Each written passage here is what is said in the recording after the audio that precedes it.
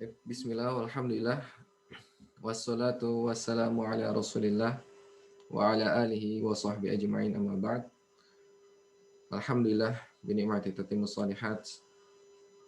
Kita kembali lagi dalam serial kajian online mudah belajar ilmu hadis, yang pada pertemuan ke-12 ini kita akan bahas macam-macam hadis yang tidak diterima. Setelah 2 hari sebelumnya, kita sedikit membahas tentang hadis-hadis yang diterima dan hadis-hadis yang bisa diamalkan. Dari hadis sahih, dari hadis hasan, dan beberapa hadis yang bisa diamalkan seperti hadis yang menjadi nasikh atau hadis yang menghapus hukum hadis sebelumnya. Baik. Insya Allah pada hari ini saya hanya membahas secara umum tentang macam-macam hadis yang tidak diterima. Kemudian besok, ya insya Allah akan menjadi pertemuan terakhir secara resmi dalam serial kajian online ini. Kita akan bahas tentang pembagian hadis menurut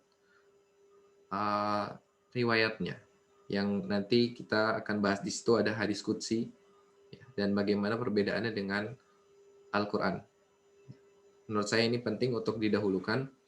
Adapun pada pekan ke depan, kita akan mulai sedikit kembali. Kita jelaskan pembagian hadis-hadis yang dhaif atau yang lemah secara lebih mendetail insya Allah pada hari Senin. Oke, kita mulai. Bismillah, Allahumma alimna ma yanfa'una wanfa'na bima 'allamtana warzuqna ilman. Rabbana zidna ilman. Rabbi shrah li sadri wa yassir li amri wahlul 'uqdatam min lisani yafqahu qawli. Macam-macam hadis yang tidak diterima. Hadis yang tidak diterima atau hadis yang ditolak adalah hadis yang tidak kuat. Yang tidak kuat kejujuran pembawa beritanya. Pembawa berita di sini artinya adalah perawi hadis tersebut. Adapun tidak kuat kejujuran, ya, berbanding terbalik dengan hadis yang sahih atau hadis yang diterima, di mana makna hadis yang diterima adalah hadis yang lebih unggul, ya, kejujuran pembawa beritanya. Ya, kita bisa istilahkan tidak kuat kejujurannya, berarti berada di persentase di bawah 50%. Kemungkinan besar terdapat kesalahan dalam hadis-hadis yang tidak diterima tersebut. Nah, sebab utama lemahnya sebuah hadis apa? Apa yang menyebabkan sebuah hadis itu menjadi hadis yang lemah? Pertama adalah karena terputusnya sanad, di mana yang mestinya sanad itu seperti rantai. Di sini adalah hadis, ini hadis. Kemudian ada perawi-perawi hadis yang membawanya. Di sini ada sahabat, ya, kemudian ada tabi'in, kemudian ada tabi'ut tabi'in yang sampai ke Imam Bukhari misalnya. Imam Bukhari. Maka kalau sanadnya sahih berarti dia itu harus terus menyambung, ya, harus terus bersambung. Misalkan sahabat wafat pada tahun 100 Hijriah. Kemudian generasi berikutnya wafat pada tahun 120 Hijriah. Ya. Kemudian di sini wafat pada tahun 170 Hijriah. Ya. Kita masih bisa melihat bahwa, atau di sini kita kurangi sedikit, ya, tahun 150 misalnya. Ya. Kita di sini bisa melihat masih ada kesambungan. Ya, masih ada terlihat bahwa sanad tersebut bersambung. Salah satu indikator atau tandanya adalah wafatnya, ya, tahun wafatnya tidak terlampau jauh. maka bisa kita katakan ini masih sanadnya bersambung. Tapi ketika dalam riwayat lain, ya, selain riwayat Imam Bukhari, di sini wafat 120 Hijriah, tapi perawi hadis berikutnya wafat pada tahun 200 atau lahir dulu ya, lahir pada tahun 119 Hijriah. Kemudian wafatnya pada tahun 180. Nah, di sini bisa dilihat bahwa tidak mungkin periwayat berikutnya, periwayat ketiga ini belajar dari periwayat kedua atau mendapatkan hadis tersebut pada saat umur 1 tahun. Ya, ini tidak mungkin, maka bisa katakan terdapat putus, bahwa saat ini terdapat inkito kalau bahasa Arabnya, atau terputus, sanad ini terputus. Entah apakah memang terputus atau ada perawi hadis lain yang dihilangkan. Ada perawi hadis yang hilang. Oke. Itu sebab pertama. Adapun sebab keduanya adalah perawi yang tercela. Ya, perawi yang tercela ketika perawi tersebut memiliki kefasikan, ya, fasik yang sempat kemarin dibahas di pelajaran jarah, kemudian hafalannya buruk,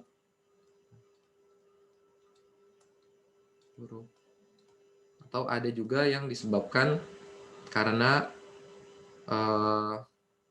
bukunya hilang, ya, buku hadisnya hilang, atau selain hilang terbakar, ya, ada contoh kasus seperti itu, buku hadisnya terbakar. Jadi terdapat kesalahan-kesalahan ketika menyampaikan hadis melalui hafalannya saja. Nah, ini adalah dua sebab utama lemahnya sebuah hadis. Yang nanti secara detail, ya, seperti misalkan hadis mursal, ya, hadis mu'allaq dan lain sebagainya, kita bahas nanti hari Senin insya Allah. Oke, kita lanjut. Kita masuk ke hadis dhaif. Ya, salah satu muradif, ya, atau hadis yang tidak diterima adalah hadis yang dhaif atau hadis yang lemah. Dan hadis lemah terdapat beberapa tingkatannya yang akan kita bahas. Hadis dhaif adalah hadis yang tidak terkumpul di dalamnya sifat-sifat hadis hasan, dikarenakan hilangnya salah satu syarat dari syarat-syarat hadis hasan.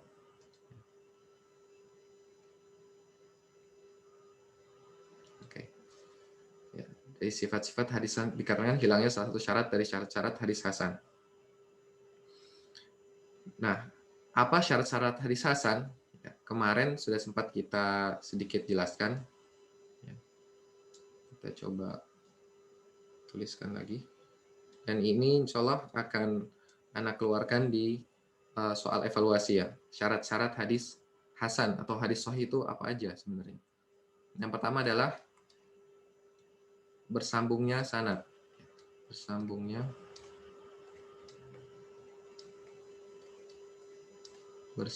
sanad. Ya, ini syarat yang pertama. Kemudian syarat yang kedua adalah perawi hadisnya adil. Adil. Ya, adil itu artinya yang bertakwa, yang memiliki akhlak yang baik. Kemudian yang ketiga adalah perawinya kuat hafalannya. Ya, kalau kuat hafalannya berarti dia sahih, tapi kalau hafalannya sedikit lemah berarti dia hasan, ya. Tuh, kita ikutin yang di sini sedikit lemah hafalannya. Sedikit lemah.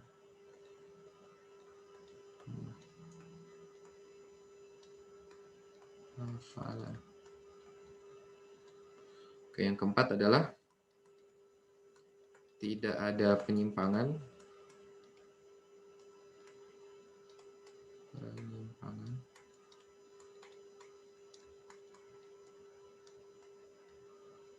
Dan yang terakhir adalah tidak ada kecacatan, ya. Maksudnya tidak ada kecacatan. Oke, ya, ini harus dihafal ciri-ciri hadis yang hasan. Ya, kalau hadis sahih ini menjadi kuat hafalannya, ya, kalau hadis sahih. Nah, hadis dhaif adalah salah satu yang hilang dari syarat-syarat ini. Ya, misalkan sanadnya terputus, ya, sanadnya terputus, atau perawinya tidak adil, ya, artinya dia fasik, ya, sering berbuat dosa dan terlihat oleh orang lain, yang memperlihatkannya pada orang lain, ya, kemudian ia suka berdusta, kemudian yang ketiga adalah perawi yang hafalannya sangat lemah, ya, atau sering sekali salah ketika menyampaikan hadis. Kemudian yang keempat adalah terdapat penyimpangan dan terdapat kecacatan, atau hadis yang berlawanan dengan hadis yang lebih kuat dari yang lain, dari hadis yang lemah ini. Ya, nanti untuk poin nomor 4, nomor 5, insya Allah kita akan bahas lebih detail di pertemuan berikutnya, insya Allah. Kemudian tingkatan-tingkatan hadis doif adalah pertama hadis yang lemah, doif yang lemah saja. Kemudian ada yang syadidul doif yang sangat lemah. Kemudian yang wahi atau tidak kokoh, di bawahnya ini adalah istilah-istilahnya, ya. Kemudian hadis yang mungkar, dan terakhir adalah hadis maudhu. Ya, sebenarnya hadis maudhu ini tidak dikatakan sebagai hadis, ya, karena sudah jelas kepalsuannya, ya, bukan hadis. Ya, tapi dimasukkan dalam pembahasan hadis doif karena memiliki keterkaitan dalam celaan pada adalahnya perawi, pada adilnya perawi tersebut. Karena salah satu ciri hadis maudhu adalah perawi yang pernah berdusta atas nama Nabi SAW.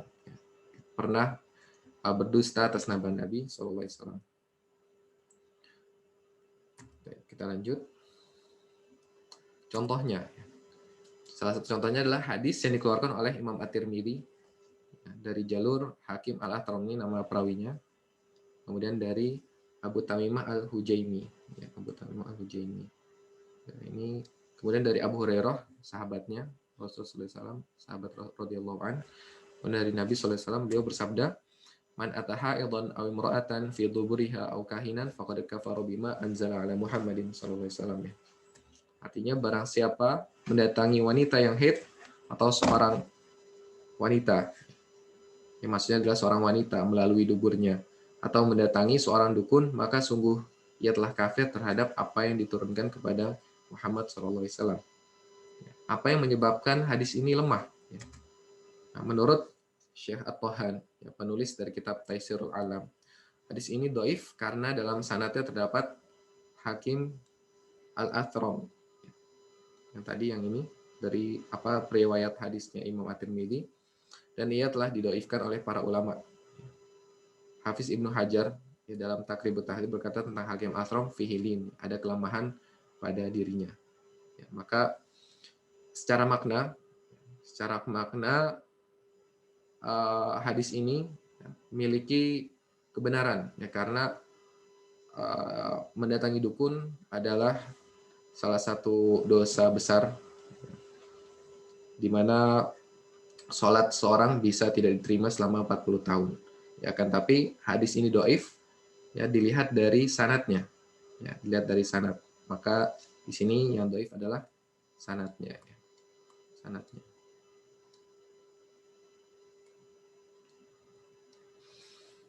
Oke. Kita lanjut.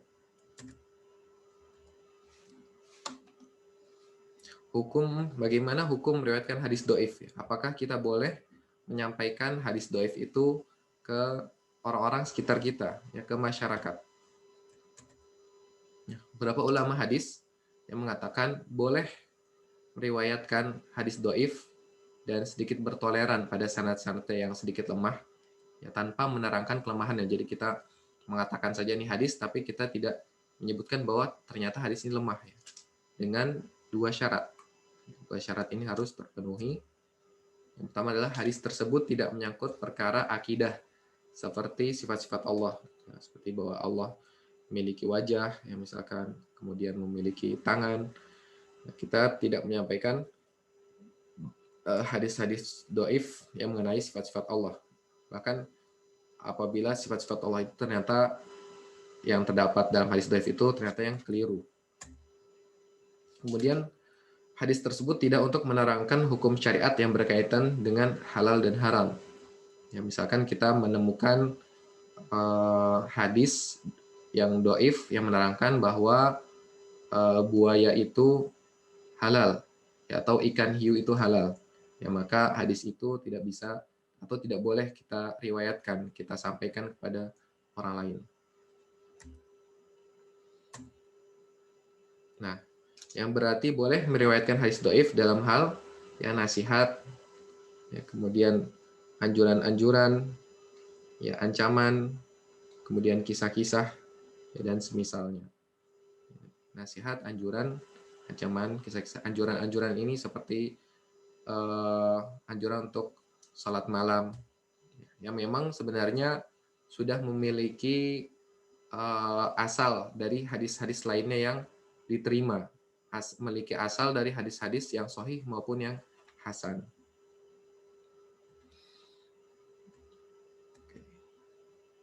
Nah, pendapat ini, ya, pendapat yang dikatakan boleh meriwayatkan hadis doif, ya, kita dapatkan dari Imam Sufyan Ats-Tsauri, kemudian Abdurrahman bin Mahdi, dan Imam Ahmad bin Hambal.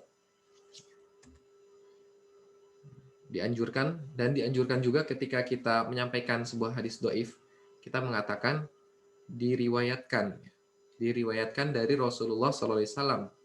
Ya, dibandingkan langsung kita mengatakan Rasul Shallallahu Alaihi Wasallam bersabda. Apa yang berbeda dari dua kalimat ini? Ini kalimat pertama, ini kalimat kedua. Ya, apa yang berbeda? Kata diriwayatkan itu adalah kata yang apa ya kalau bahasa Indonesianya? Tidak secara langsung memiliki makna orang ketiga. Maka kenapa? Supaya kita tidak menisbatkan hadis yang lemah tersebut secara pasti kepada Rasul SAW. Karena hadis yang lemah itu tadi yang kita sebutkan di awal, kemungkinan besar apabila hadisnya sangat lemah, ya. Tapi apabila hadisnya tidak lemah, memiliki kemungkinan untuk bahwa hadis tersebut bukan berasal dari Rasul SAW. Nah. Kemudian hukum mengamalkan hadis doif. Ya, tadi hukum menyampaikannya, sekarang hukum mengamalkan. Apakah boleh kita mengamalkan hadis yang doif? Nah, di sini para ulama berbeda pendapat. Jadi tidak dalam satu pandangan, ada yang membolehkan secara mutlak, ya, ada juga yang tidak membolehkan secara mutlak, ada juga yang pertengahan, membolehkan dengan syarat-syarat. Di antaranya adalah Imam Ibnu Hajar yang membolehkan mengamalkan hadis doif hanya dalam perkara fadhail amal, itu adalah keutamaan amal. Misalkan yang tadi saya sampaikan adalah anjuran untuk sholat malam, ya, kemudian anjuran untuk sholat sunnah, ya, kemudian pokoknya yang tidak berkaitan dengan hukum-hukum halal dan haram. Nah, syaratnya apa? Pertama adalah kelemahan hadis tersebut ringan. Nanti ini juga mungkin kita akan coba jelaskan di pertemuan depan. Sebenarnya kelemahannya ringan itu seperti apa, dan kelemahan yang parah itu seperti apa. Kemudian hadis tersebut didukung dengan hadis-hadis sahih yang lain. Jadi hadis yang lemah tersebut tidak berdiri sendiri, tapi perlu ada hadis lain yang menguatkan. Ya, baik itu dari hadis sahih atau dari hadis yang hasan. Ya, intinya ada hadis yang lebih kuat dari hadis lemah tersebut yang bisa menguatkan hadis ini. Kemudian tidak meyakini benarnya hadis tersebut sampai kepada Rasul SAW. Ya, saat kita mengamalkannya, akan tapi hanya untuk berhati-hati saja bahwa hadis ini bisa jadi ya memang benar berasal dari Rasul SAW. Karena itu kita mengamalkannya. Tapi kita tidak meyakini secara pasti, ya. Kita tidak meyakini secara pasti bahwa hadis tersebut benar-benar sampai pada Rasul SAW. Jadi ini adalah 3 syarat yang perlu ada ketika kita mengamalkan hadis doif. Jadi tidak semua hadis doif boleh diamalkan, bahkan hadis yang sangat lemah itu tidak bisa diamalkan. dan itu perlu penelitian lebih lanjut lagi, apakah hadis ini ya adalah hadis yang tidak terlalu lemah dan bisa diamalkan atau tidak. Barakallahu fikum. Nah, udah selesai materinya. Silakan bagi yang ingin bertanya untuk menyampaikan pertanyaannya. Sudah ada masuk pertanyaan dari chat ya, dari Bima. Bagaimana jika perawinya bukunya terbakar atau hilang, tapi hafalannya kuat? Apakah termasuk perawi yang tercela? Ya, taib barakallahu fikum. Bima. Ya, jadi untuk dobet ya, atau kuatnya hafalan seorang yang pernah kita bahas di pembahasan pekan kedua kalau nggak salah ya, itu terbagi dua ya. Ada para ulama hadis yang kuat hafalan dengan ingatan, ya, ada juga yang hafalannya kuat dengan bukunya. Walaupun yang terbaik biasanya adalah yang menggabungkan keduanya. Ya, jadi tetap ketika syekh atau seorang guru menyampaikan hadis, walaupun hafalan beliau itu kuat, tapi biasanya beliau tetap membacanya dari hadis.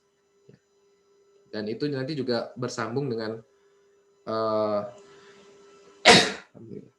dengan cara-cara para ulama dalam menyampaikan hadis. Ya, ada yang menyampaikan dengan membacakannya, ya, ada juga yang menyampaikan dengan memberikan bukunya, misalkan.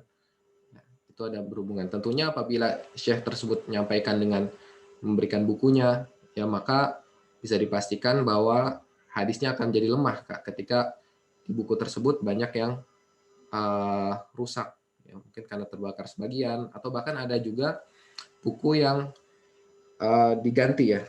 Jadi isinya tuh ada yang dirubah-rubah oleh orang-orang lain di sekitarnya. Jadi misalkan saya tersebut menyimpannya di suatu tempat, tapi ada keluarganya atau muridnya yang memberikan coretan dalam bukunya, maka itu juga berpengaruh.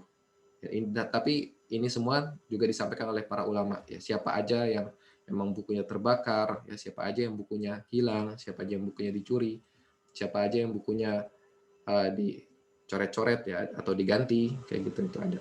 Ya, tapi apabila itu tadi syekhnya itu kuat di hafalan, apabila bukunya hilang maka insya Allah hadis tersebut tetap sahih atau hasan.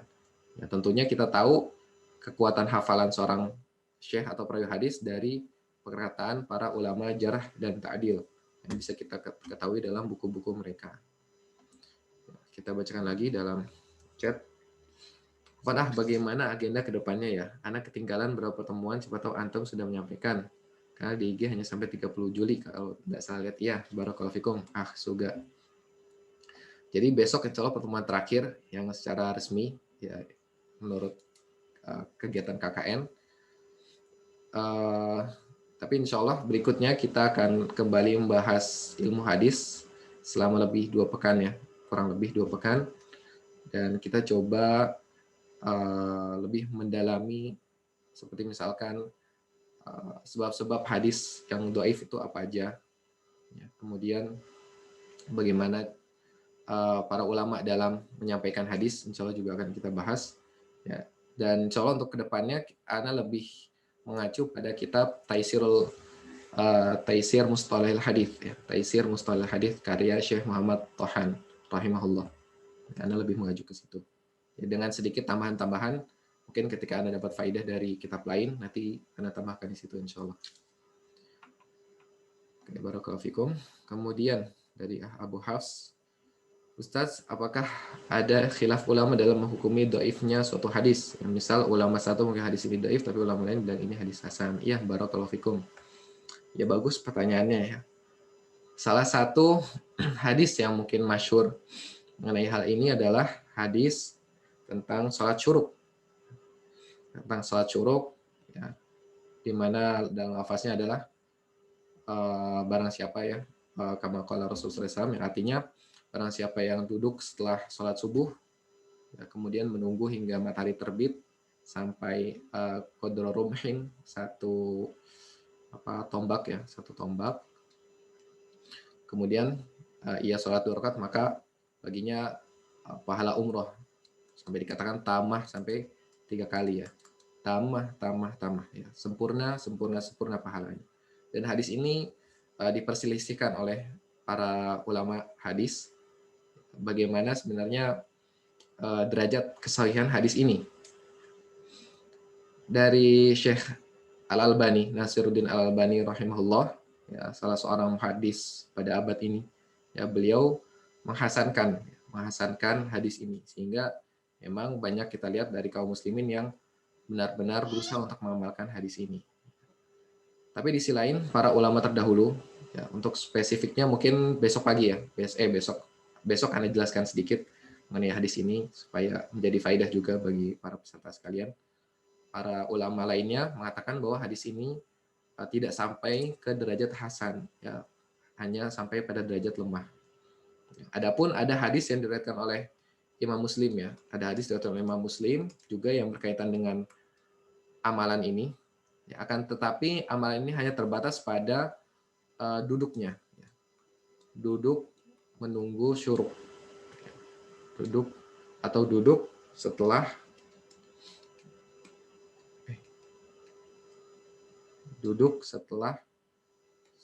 subuh. Duduk setelah subuh untuk berzikir.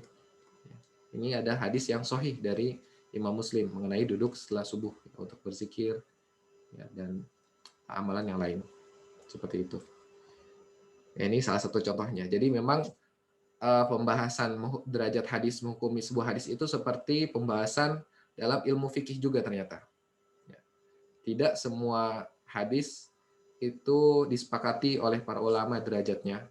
Ya, selain daripada hadis Sahih Bukhari dan Sahih Muslim, ya memang tujuan awalnya adalah untuk mengumpulkan hadis-hadis yang sahih saja. Seperti juga kalau kita lihat dalam ilmu fikih tentang misalnya tentang kunut witir, ya, misalnya kita sebut aja kunut witir dari pendapat mazhab Hanafi, ya, dan mazhab Hambali mengatakan bahwa kunut witir tidak disyariatkan, sedangkan dalam mazhab Imam Syafi'i dikatakan bahwa kunut witir disyariatkan. Jadi ada perbedaan ulama. Begitu pula dengan bahasan hadis. Ya, jadi ini untuk secara khusus masing-masing hadis perlu kita pelajari, ya, bagaimana hukumnya. Tapi kita untuk pertanyaan langsung dulu. Brilian, silahkan. Barakallahu fikum. Nah, jazakallahu atas kesempatannya. Tadi bisa Anda slide-nya Firdianis Doif tadi lagi. Gimana? Tolong diulang. Slide-nya. Tolong slide-nya yang Iya. apa yang hadis tadi loh, macam-macamnya itu kriterianya gimana, Anda lupa tadi. Tingkatan-tingkatannya. Iya. Iya, gimana? Ini? Oh iya, naam. Karena tadi ini untuk yang diperbolehkan untuk disampaikan dan diamalkan itu yang mana ya? Anda belum ngerti. Oh ya. Ini ya. Ya, ini berapa poin yang kita untuk yang disampaikan ini, ya, ini tadi, ya, yang tidak menyangkut perkara akidah. Kemudian yang yang tidak menjelaskan tentang halal dan haramnya sebuah amalan atau sebuah makanan misalnya. Kenapa? Itu berlaku itu berlaku untuk semua tadi, tingkatannya tadi apa gimana? Untuk menyampaikan dan mengamalkan. Iya, berlaku untuk, ya, kita lihat dulu, misalkan kita dapat sebuah hadis, ya, apabila hadis itu tidak menjelaskan tentang perkara akidah, ya, dan lemahnya tidak sangat lemah, dan tidak menerangkan juga tentang halal dan haram, hanya menerangkan tentang anjuran-anjuran dalam amal-amalan sunnah, ya, kemudian kisah-kisah, dan juga ancaman dari perbuatan atau akhlak buruk, ya, maka tidak mengapa untuk disampaikan. Kalau secara spesifik, ya, secara kasus hadis, ya, itu perlu kita kumpulkan dulu, ya. Gimana, Gabriel? Kemudian disampaikan, nah kalau yang untuk diamalkan sendiri itu berarti kan untuk diri sendiri maksudnya ya. Dan itu pun harus kita ketahui ada dasarnya dari hadis yang sahih. Iya. Betul. Ya, ini harus ada dasarnya dari hadis-hadis yang lain yang sahih ataupun hasan. Ya, intinya ada asal dalil lain daripada hadis yang lemah ini. Nah, pertanyaannya, ini kan beberapa syarat dari Al-Imam Ibnu Hajar dan Al-Imam An-Nawawi yang menjelaskan bolehnya mengamalkan hadis dhaif dengan sifat pertengahan. Nah, apakah di zaman sekarang ini ada orang yang selevel lah dengan Al-Imam Ibnu Hajar atau ustadz yang berani gitu loh menyampaikan hadis dhaif dengan alasan berikut ini? Apakah setiap beliau akan menyampaikan hadis, beliau periksa dulu seperti itu? Anda rasa mungkin di zaman sekarang ini sekelas ustadz ya mungkin nggak ada gitu loh. Menurut antum gimana? Oke, Kemudian kan hadis yang sahih kan sudah banyak. Lantas kenapa kalau ada sebagian orang yang masih ngotot dengan hadis yang doif gitu loh? Bukankah Rasulullah bersabda tinggalkan yang meragukan kepada yang tidak meragukan gitu? Ya, baik, barakallahu fikum. Ya, bagus pertanyaannya ya. Oke, kalau kita lihat dalam ilmu fikih banyak berbagai permasalahan yang jawabannya tidak dapat kita dapati dalam Al-Quran, kemudian As-Sunnah, kemudian Al-Ijma. Tidak kita dapati dalam tiganya. Makanya terdapat beberapa mazhab, ya, dari mazhab Imam Hanafi, mazhab Maliki, Syafi'i, dan Hambali yang membahas perkara fikih ya secara spesifik. Nah, kalau kita ketahui usul atau cara pengambilan hukum dari masing-masing mazhab. Contohnya mazhab Imam Syafi'i. Mazhab Imam Syafi'i dan mazhab Imam Hambali. Nah, setelah Al-Quran, Sunnah, dan Ijma, Imam Syafi'i lebih mendahulukan qiyas dibandingkan hadis yang lemah. Dibandingkan hadis yang lemah. Dibandingkan hadis yang lemah. Nah, berbeda dengan dalam mazhab Imam Hambali. Dalam mazhab Hambali, hadis yang lemah lebih didahulukan dibandingkan qiyas. Nah, maksud yang Anda sampaikan di sini. Dalam menghukumi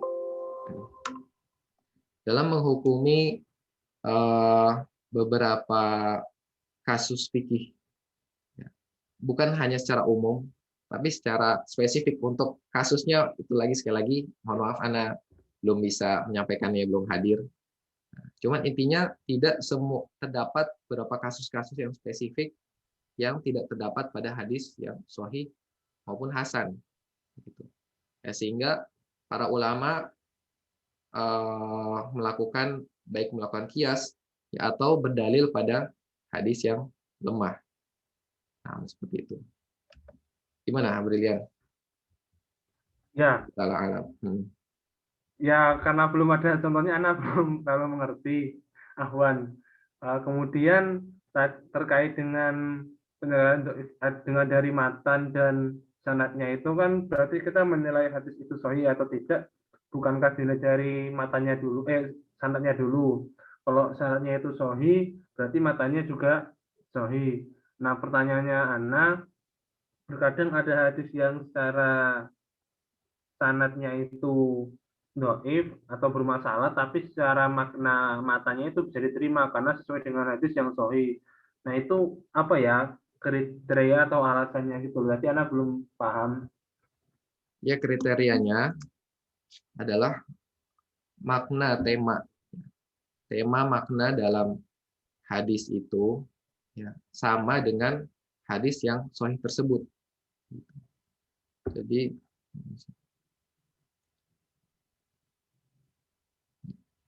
Jadi hadis yang misalkan sanad ya, sanad satu, sanad dua,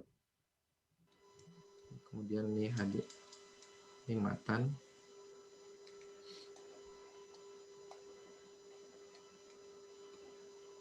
sanad dua itu sahih, dihukumi oleh para ulama sahih, dan matan yang kedua juga dihukumi secara sahih. Nah, akan tapi kita lihat ketika menghukumi sanad yang pertama ini ternyata lemah.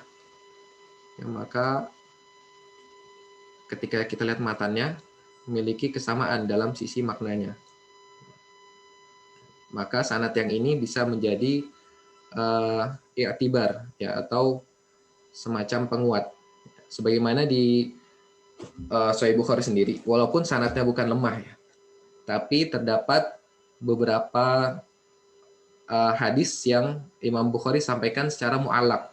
Ya, secara mu'alaq artinya langsung tanpa menyebutkan sanadnya. Dan sebenarnya hadis mu'alaq itu adalah salah satu bentuk dari hadis yang dhaif, dari hadis yang lemah. Tapi tetap Imam Bukhari sampaikan di kitabnya, tapi bukan menjadi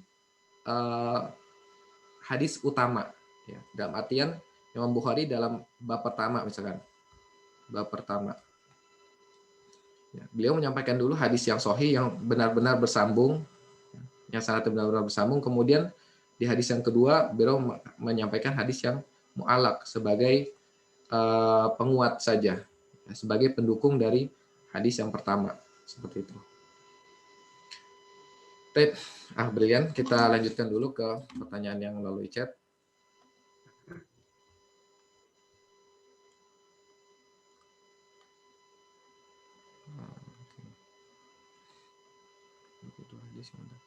Ustadz, bagaimana menduduki dua hadis yang bertentangan dalam kisah? Misal dalam kisah masuk Islamnya Umar bin Khattab ada dua riwayat. Ya, kalau kisah ya, walau ta'ala alam, kalau yang sepengetahuan Ana perlu dilihat aja. Kalau memang seperti biasa ya, ketika kita mendapatkan pertemuan atau pertentangan dari dua riwayat, maka hal pertama yang kita lakukan adalah menggabungkannya ya. Gabungkan. Apakah di antara dua riwayat tersebut bisa digabungkan? Misalkan riwayat pertama tentang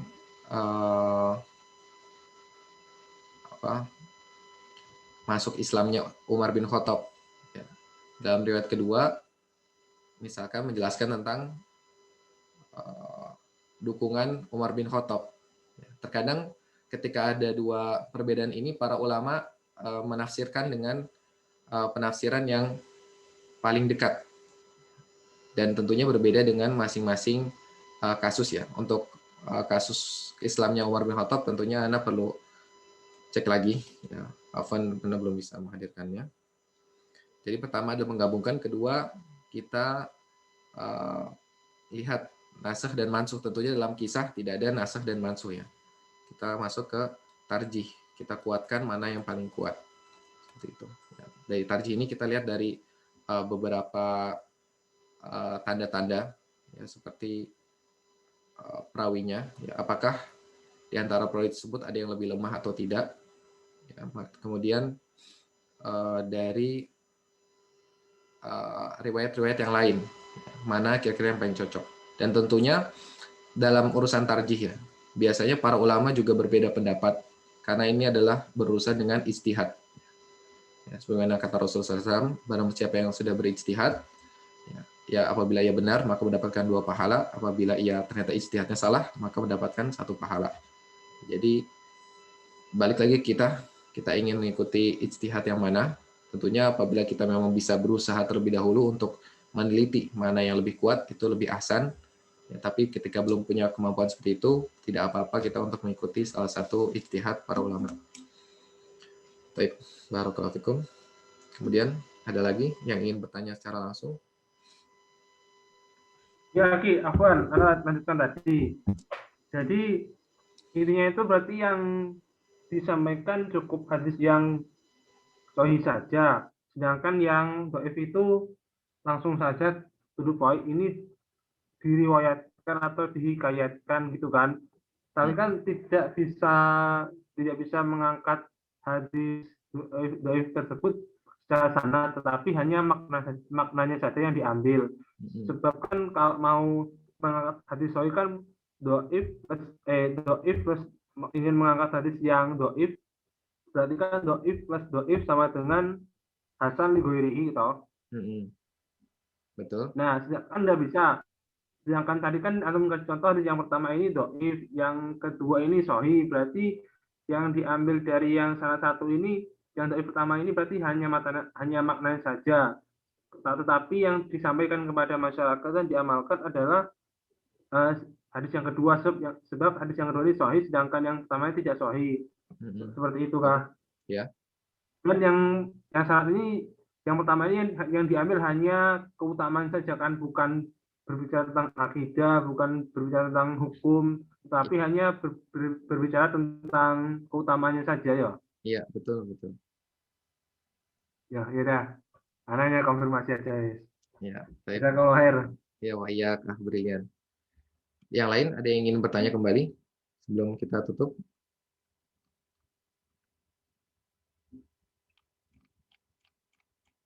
Baik, jazakumullah khairan katsira.